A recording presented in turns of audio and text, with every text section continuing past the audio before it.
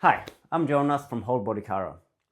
Today I want to run through how to manage chronically inflamed joints and tendons. So we want to look at how much load you can use, how long to load that tissue for, how much rest time you need in between each time you exercise it, how fast you can load it, and how to avoid creating further injury, how to manage scar tissue to build up, and how to deal with inflammation in the area. All this is going to heavily lean on Keith Barr, a tendon specialist that's researching this topic. So we can start here with a bit of a clip to introduce him. What we were doing is we would make these little engineered ligaments. And so the goal at the beginning is, hey, I'm going to make ligaments. You're going to rupture your ACL. You're going to send me like a sample that we'll take in the doctor's office. I'm going to isolate the cells. I'm going to make you an ACL in the dish in my laboratory. I'm going to send it back to you so that you don't have to take your hamstring or the middle third of your patella, and we can replace that ruptured ACL. That's the idea, but we have to get them stronger. So we started looking at, okay, we know exercise makes these tendons stronger, but what about the exercise? And what we found is it didn't matter whether we stretched them 20% or 5% or 2%, the signals to get bigger and stronger were the same. But then we started doing for different time lanes, and the signal would go up and then it would go away really quick. And so the way that I explain it now is that your tendon, ligament, your bone, all of your connective tissue cells are a lot like my 17-year-old daughter. She's going to listen to me for maybe 5 minutes, maybe 10 minutes, and then she's going to just tune me out. So I need to get all the information in that 5 to 10 minutes. So if you're going to go and you're going to climb, for example, like Emil would do all the time, he's going to spend 3, 4, 5 hours at the wall doing different things. The tendons stopped getting the signal to adapt at 10 minutes. Everything on top of that was just wear and tear that could, slightly cause problems. And so what that meant to us is that there's this minimal effective dose. So if I give you 10 minutes of loading that is optimized for those connective tissues, whether it's tendon, ligament, cartilage, or bone, I can get you to get all of the signal from that whole exercise bout in 10 minutes. And so that was the first part. The second part was, how long does it take before I can get more signal to go through that system? Think of it like your toilet. I flush my toilet, it's going to flush. But if, when my daughter was younger, she would, oh, that was fun. Let me do that again. It wouldn't flush for a while. She needed to let the bowl refill, let the tank refill so that I could flush it. So that's called the refractory period. How long do I have to wait before that next session? And what we found is about 8 hours, 6 to 8 hours later. And amazingly, that was almost exactly the same thing that other researchers had found for bone. That as little as few as 40 stimuli with 8 hours of rest was maximal for bone. We found that 10 minutes of activity, whether you did walking or running or just holds, 10 minutes worth, so 10 seconds on, 50 seconds off, 100 seconds total, over that 10 minutes, that's all the signal your cells need. So basically what Keith said there is that for connective tissue, so that's that collagen-rich, fiber-rich tissue that you find in your joints, like in your ligaments and your tendons, to have a really heavy load doesn't really matter. It's more about persistent load, and the time frame is the more important thing. So he said typically within a training session of 10 minutes, you have enough loading to get sort of maximum response. And even within that 10 minutes, it only need to be about 100 seconds worth of loading. So you might put tension to the tissue for about 10 seconds, then rest for 50 seconds, and then do another bout of 10 seconds and do 10 rounds of that. And after that, what the tissue needs is rest. So give it a rest for 6 up to 8 hours, and then you're ready to address it again. So it's more important to do it frequently, say load it twice a day to speed up your healing process. The next thing we want to look at, how do you avoid injury? So while you load this, you don't want to make the injury worse. So let's look at some information about that next.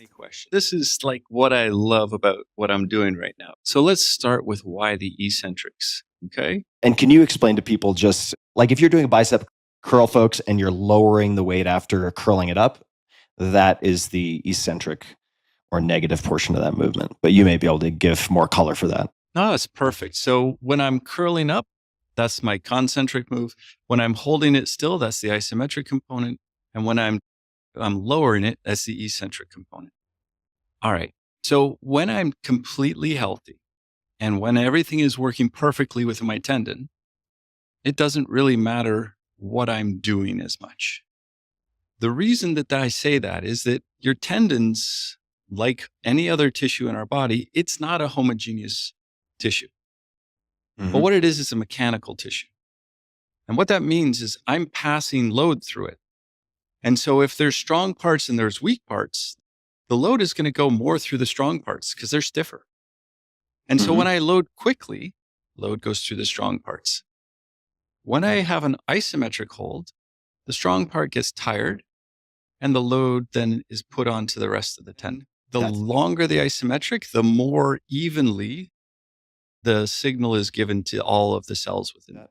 The standard of care for tendon injuries has been, for the last 25 years, eccentric loading. It's actually a really funny story because the guy who developed the protocol, this guy Henriksen, who was this Scandinavian guy, and he knew from his experience as a scientist that it's easier to heal a tendon once it ruptures than when you have a tendinopathy. It's shorter, the time period, you get more complete healing. So what he was trying to do is he had an Achilles tendon injury. Yeah, he had Achilles tendinopathy. And so what he was trying to do is he's trying to rupture it. And he thought the best way that I can get the most load through this is if I put all the weight I can and I just try and hold it there and slowly go down. What he found out is that it actually fixed his Achilles tendon. And this is where we got this whole system. So that was the genesis. But if he wanted to rip it, all he had to do is take that big heavy weight and move super fast. Yeah. Because now you have what we call jerk. And so for our tendons, the rate of change of my acceleration, that's jerk. So when I'm accelerating one way, so I'm going to do a snatch and I'm going to accelerate up. The bar, gravity is accelerating down. So when I hit that bar and I get that catch is jerk. That's where we get the most injury. The reason I get tennis elbow, I'm swinging a tennis racket in one direction. The ball is going the other direction. I get a small amount of jerk that goes through the tendon. Jerk is the thing that's going to induce injury. Jerk is that rate of change of acceleration.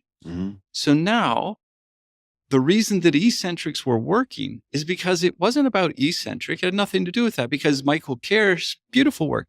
If you do really heavy strength training, it has the exact same effect as eccentric.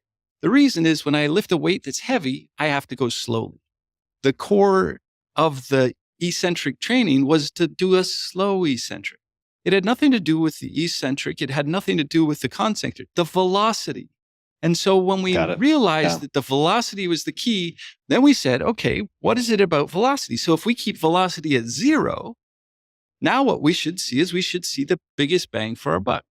And so all we had to do was make the velocity of the movement 0, and suddenly we got load through the whole tendon. It was the reduction of velocity. Exactly. And maximal reduction of velocity is isometric. Yeah. And so if you're trying to hold the weight while you're doing that slow eccentric load, yeah, the weight is good, but from our engineered ligaments, it didn't matter whether we did a big movement or a little movement or a heavy movement. What mattered was we got load through the cells, so the cells could sense the load, and that we did it and we could stop at about 10 minutes. And those were the two things that made the difference.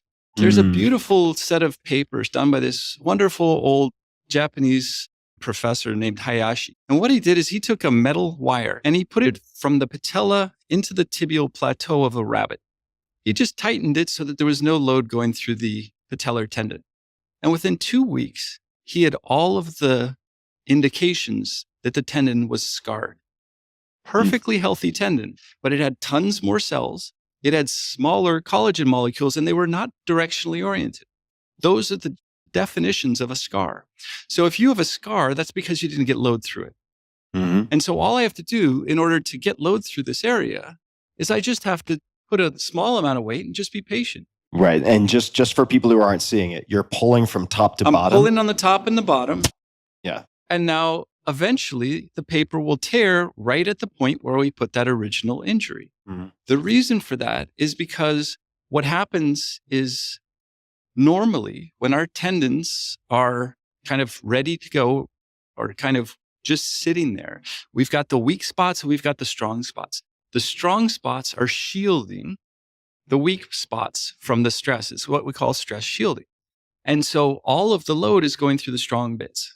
This is why your favorite athlete doesn't rupture their Achilles tendon on the first or second thing. They do it after warming up. They do a bunch of loading. Then they go and do that load where they put their foot in the ground, and now it's going to rupture. Because what's happened is you've kind of fatigued out the strong part, and it can't shield the weak part anymore. And then like my piece of paper, it tears. So the most important thing that Keith mentioned there is the rate of load. If you have an injured tendon or joint, if you do quick jerky movement, that injury can tear further, particularly if the area has already been fatigued.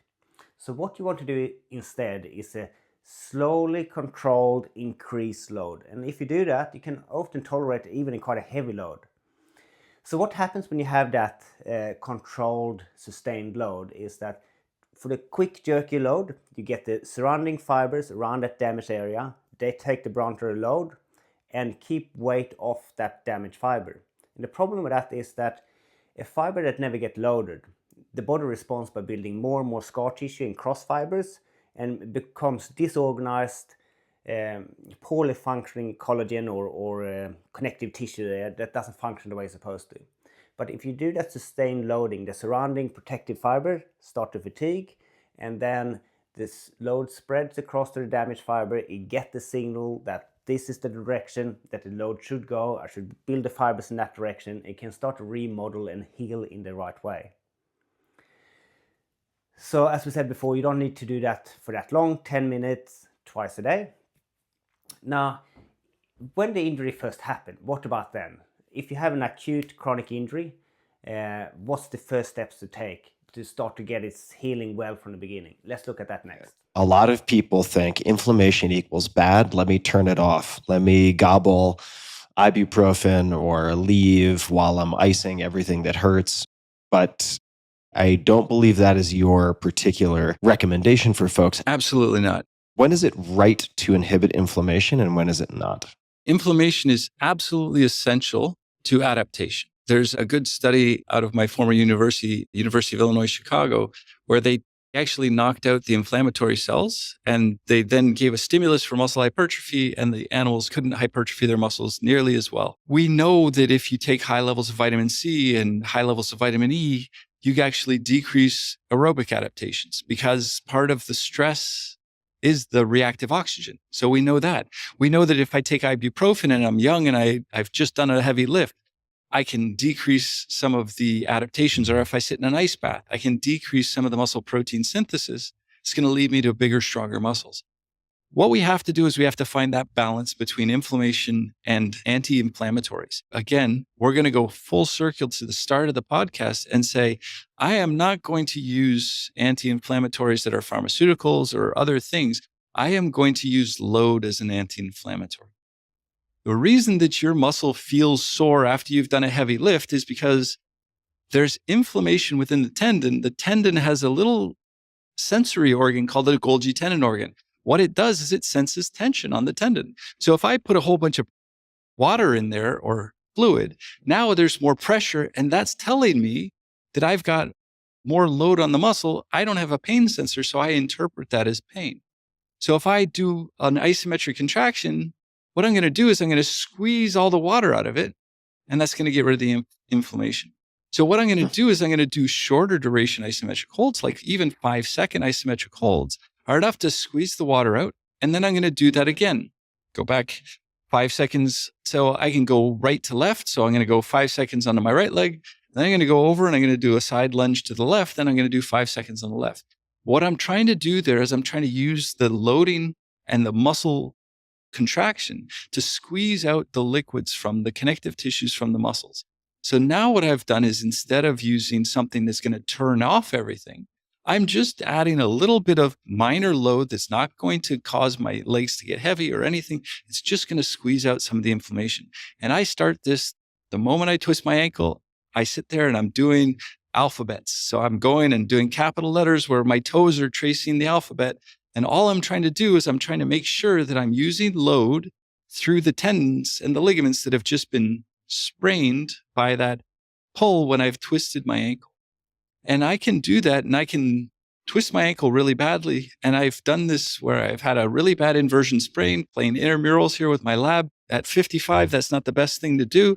But you do that, and then you're like, oh, crap, I sprained my ankle. But now at least I know I don't ice, rest, and do any of that stuff. What I'm going to do is I'm going to do loads where I'm going to put load through those ligaments. I'm going to pull on them, hold it, release. Pull on them, hold it, release. And that's going to pump all the liquid out. The next day you wake up, there's still bruising there, but the ankle is the normal size and I can go out for my run. What it tells us is it tells us that we've gotten into a bit of a habit. We're going to do pressure ice. There's no harm in it. So let's do it. We're going to compress. All of it is trying to do something that I can do if I just put load through that system. So I don't use the anti-inflammatories. I use load as an anti-inflammatory. All right, so pretty simple concept there. Already straight up, when you have an acute injury, it's okay to load it. And that helps with the healing process. And you don't necessarily want to reduce inflammation in other ways. The inflammation is an important part of the healing process. But by doing that squeezing, unloading, squeezing, unloading for about 5 seconds, you load, that helps to squeeze out an excessive swelling within the tissue. And once it gets out of the tendon, it gets absorbed through your interstitial fluid into your lymph nodes and all that, and get pumped away. So that's fine. But by actually using the tissue pretty soon after an injury, you facilitate that quickest healing. And if you think about it, that's really what we would have done throughout history. If you were out in the bush and twisted ankle, we need to still hobble back to camp and would slowly walk and load it and just take it slower, and that's fine. Now, what about if it's a chronic injury that's been there for ages? Let's look at that next. If I'm recovering from an injury, and the more mature the injury, the more problematic it is. Now, the system that shielded the injury is much better at shielding. So now I need longer for that to relax. So if they have been having to shield the injury for longer, now it takes me a longer isometric to get to the point where I can get that load evenly across the tissue. What would be the minimal effective duration for a long-standing injury? So the reason that we've gone with 30 seconds is we can do this. We can take out the tendons from animals. We can pull them in our machine and we can watch the stress or the force that we need to hold it at that distance apart go down, and it goes down exponentially. And by about 30 seconds is about 85% of the way to the bottom. And if you wait out to 2 minutes, you only get about 15% more. Diminishing returns. Exactly. At 10 seconds, you're still coming down a fairly steep curve, but you're getting some stress relaxation. But by 30 seconds, you've turned the corner and you're basically getting diminishing returns from there. And so that's why for the injured tendons, we're going at that 30-second hold. And then... All right, so basically the principle is the longer you've had the issue, the longer you hold the stretch. And if it's a chronic issue, you have had most of the benefit of holding that stretch after about 30 seconds. So to get your 100 seconds or so of loading, you might do 4 rounds of 30 seconds. And the reason for that is that if you have had the issue for a long period of time, your body getting used to always try to guard it, which means that those protective fibers are more resilient, they have more endurance, so it takes a bit longer to fatigue them. So looking at the whole picture, to rehab an injured tendon ligament, it doesn't need to be a super heavy load. You don't have to hold it for super long, about 10 minutes of loading, and within that 10-minute window, you need about 100 seconds of loading. So whether that is 10 rounds of 10 seconds or 4 rounds of 30 seconds, that's sort of as much as you need. After that, you need downtime for the body to respond and heal to that load, about 6 to 8 hours. So ideally, you want to load this tissue, say, twice a day for a fast recovery. The things you want to avoid is to load it with jerky, quick movement, particularly if the tissue has already been fatigued and not able to protect it as well. When it's an acute injury, you do shorter load times, about 5 seconds. If it's a chronic injury, you hold it for longer, about 30 seconds. They get it, everything about how to rehab your injured joints and tendons and ligaments. Try it out and good luck.